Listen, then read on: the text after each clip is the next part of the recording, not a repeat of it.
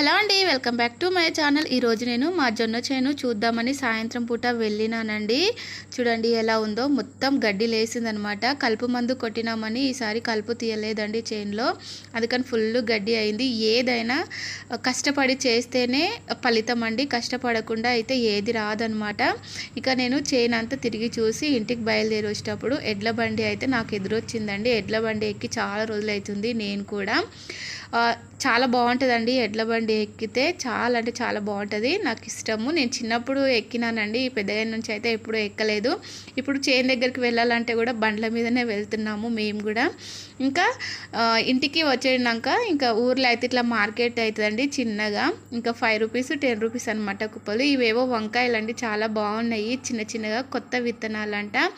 ఇంకా కర్రీ చేద్దామని తీసుకున్నాను. ఒక 2 కుప్పలు 10 రూపీస్ అనమాట. చూడండి ఊర్లలో కూరగాయలు కూడా చాలా చీప్ అనమాట. చీప్ అంటే చీప్ కదండి, తక్కువ రేట్ అనమాట. ఈ వీడియో నచ్చితే లైక్ చేయండి. బాయ్ అండి.